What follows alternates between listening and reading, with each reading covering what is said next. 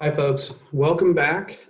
This is the second, probably, I think I can, after looking through it, I think I can squeeze the rest of section 5.1 to a single video that may be a little bit longer than I'd like, but maybe not as well. But rather than a bunch of preamble, I just want to point out the last video was more about identifying the so-called fundamental identities. And here we're going to show some simple applications.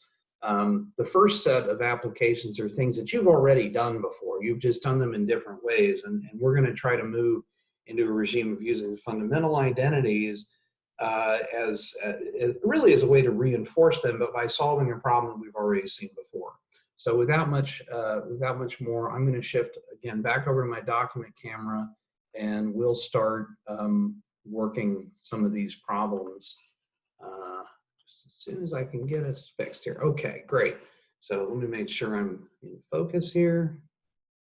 All right, so this is section 5.1.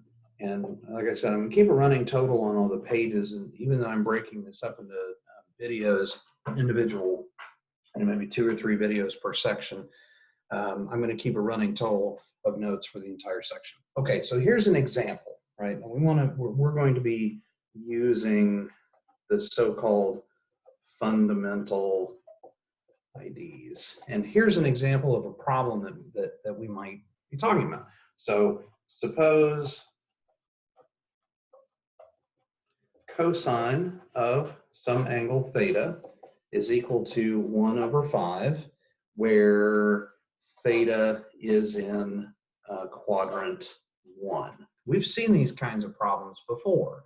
Now, when we solved them previously, most of the time what we did was we would draw an angle in quadrant 1, and then we would, based on the function that we have, the known value, we would, like in the case of cosine, when we know cosine is x over r, so for this angle in quadrant 1, there's a distance 5 away from the origin that has an x value of 1, and then you can find what the y value is, and then at that point you can define them all. But what we would like to do is we would like to use the fundamental identities to come up with an equation that's related to the trigonometric function. So it's like as if we didn't even know what the value is, we have a way of finding any other trigonometric function value, okay? But then we tie it to a specific number. So rather than do, I think some of the problems in the text are like do all of them, find every single one, but that gets a little bit tedious.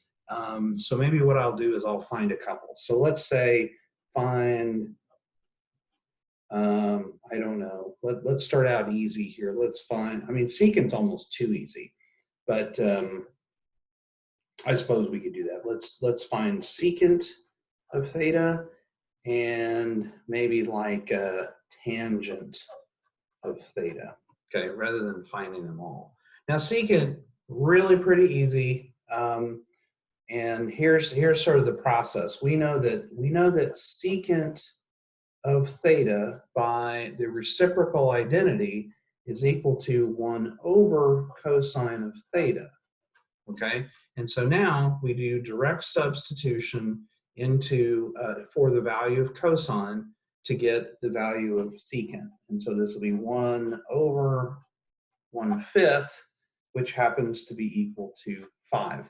And notice we didn't have to use the information about the quadrant, but to find tangent, we probably will, okay? So there's different ways to do it for tangent. But maybe if we observe first that, I mean, you could use a couple different types, but since you already have secant, maybe it makes sense to use a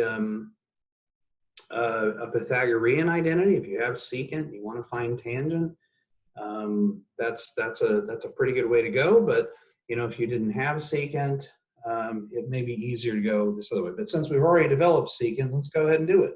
So now, writing the second trigonometric identity, we know that tangent squared of theta plus 1 is equal to secant squared, right? And then just by some simple algebraic manipulation, you're going to get that, well, let's see. So tangent squared of theta is equal to secant squared of theta minus 1.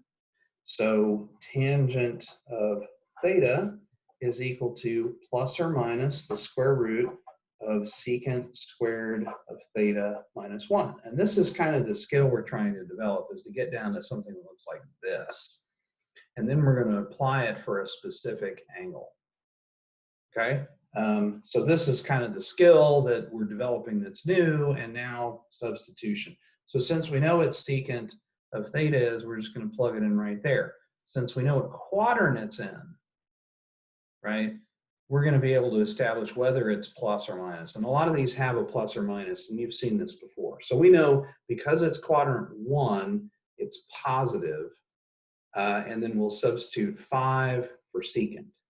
Okay, so tangent of theta is equal to plus the square root 5 squared minus 1, which happens to be equal to the positive square root of 24, which can be simplified to, well, if we pull out a 4, I think we have 2 and 6, so is equal to positive 2 square root of 6.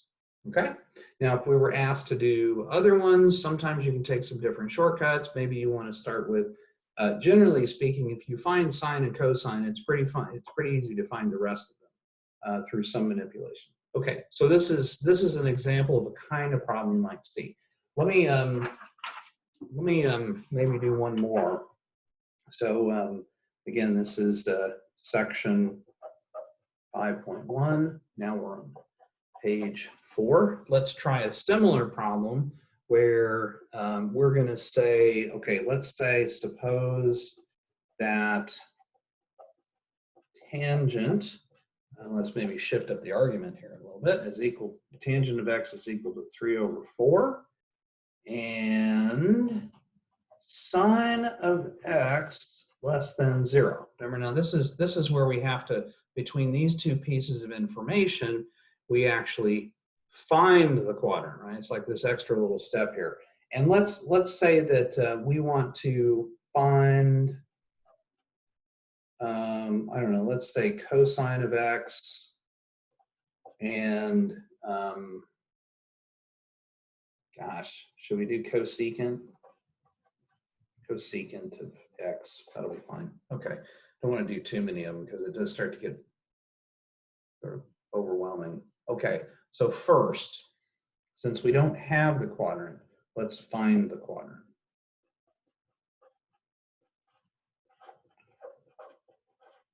Well, remember, there's only the quadrants where tangent is positive is quadrant 1 or 3. And the quadrants where sine is negative is 3 or 4. So the only place where these can happen simultaneously, where tangent is positive and sine is negative, is quadrant 3, right? So that's x is in quadrant 3, right? That's the argument for it. Now we have the same problem we had before, right? We have a trigonometric function value for a specific angle in a specific quadrant. Okay, so how do we use that? How do we use that to solve this? Well, there isn't any fundamental identity that directly connects tangent with cosine, right? This is going to be quite a bit more challenging, and there may be different ways that we can get to it. So let's maybe start by this. Let's start by this observation here. Okay, this is one way to solve this problem. So first, from the first Pythagorean theorem, we know that sine squared of x plus cosine squared of x is equal to 1, right? So and you'll use this particular expression a lot, finding sine in terms of cosine or vice versa. Now, probably what we're going to want to do is, since what we were asked to do up here is to find cosine, we might want to have an expression for cosine in terms of sine. But that may or may not be true. And I'm not even entirely convinced that this is the best way to approach this one. But we can certainly find something where we know that tangent is to sine over cosine. That's kind of what I'm thinking in terms of the spitball there. Now maybe we get a relationship between sine and cosine, and come up with it from there. However, this one may not work. It may not be a real good use of our time. And instead, why don't we try the other Pythagorean identities? So this is kind of what ends up happening. You often go down some paths that don't really work. And I'm just thinking through this, probably won't work or it won't be helpful.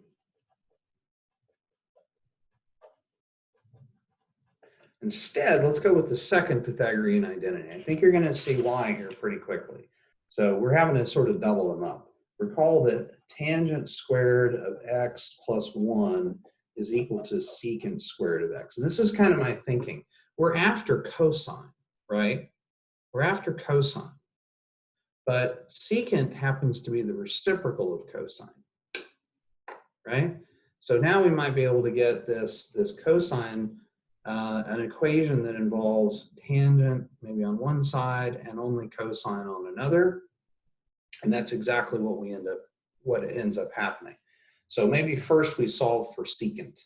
So secant squared of x is equal, well, we already have, sorry, plus or minus the square root of tangent squared of x plus 1.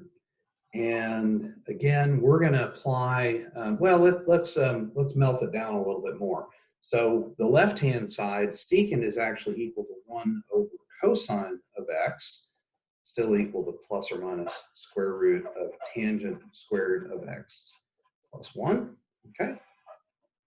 And now, if we reciprocate both sides of this equation, we end up with cosine of x is equal to plus or minus 1 over the square root of tangent squared of x plus 1.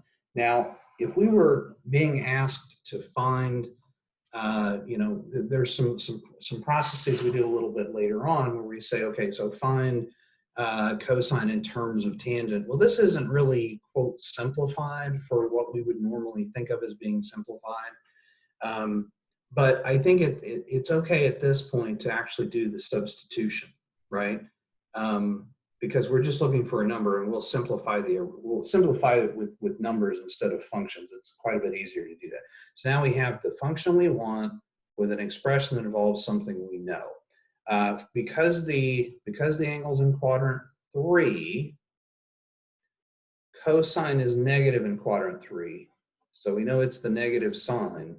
And now we'll substitute in the values. So cosine of x is equal to 1, negative 1 over the square root of, well, tangent was equal to 3/4. So this is 3/4 squared plus 1.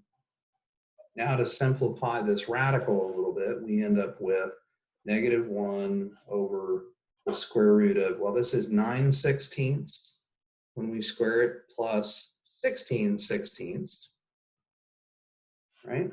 Which when you add those both together happen to be 25/16. That's kind of convenient.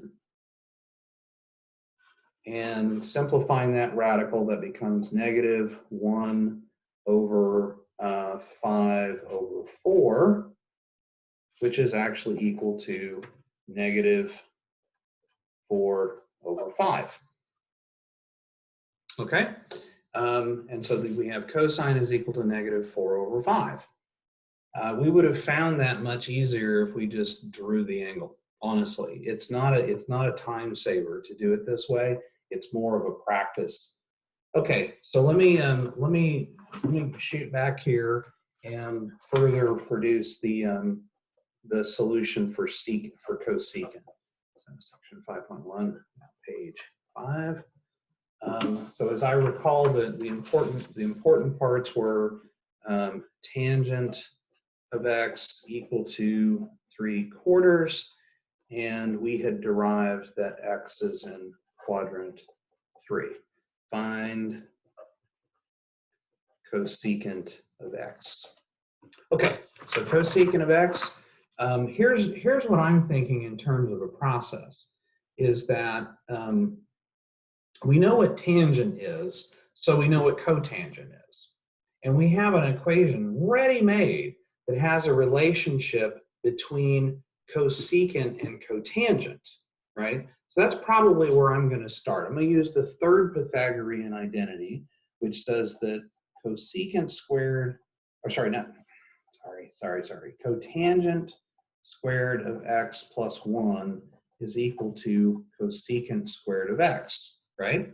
Now, I don't know either of these functions yet. I want this one, but I know that cotangent is the reciprocal of tangent, and that happens to be something I actually have. So maybe I could either make this observation, note cotangent of x is equal to 1 over tangent of x, which is equal to 1 over 3 over 4, which happens to be 4 over 3, right? And so now I could maybe start with this equation, solve for cosecant, substitute values for cotangent, and off we go to the races. So taking this equation, this so-called third Pythagorean identity, solving for cosecant, cosecant of x is equal to, again, plus or minus the square root of cotangent squared of x plus 1. Now recall that we figure out the plus or minus based on the quadrant, right? And the quadrant of cosecant, or sorry, the sign of cosecant in quadrant 3 is the same as the SIGN of SINE in quadrant 3, right? Which happens to be negative. So we'll know it's a negative number. Cosecant of x then is equal to the negative square root of 4 over 3 squared plus 1. And this will be equal to the negative square root of, what's that, 16 over 9 plus 9 over 9, which happens to be equal to the square root of 25 over 9, which equals negative 5/3. Okay, so we have cosecant equal to negative 5/3, which finishes the problem that we were trying to do. Okay, I think I've gotten a little bit long on this video, so I think I probably am going to make a third one. There's some stuff that I still would like to do with that's far more identity work with some relatively simple identities that don't involve trying to find exact values. Okay, so we'll see you again soon.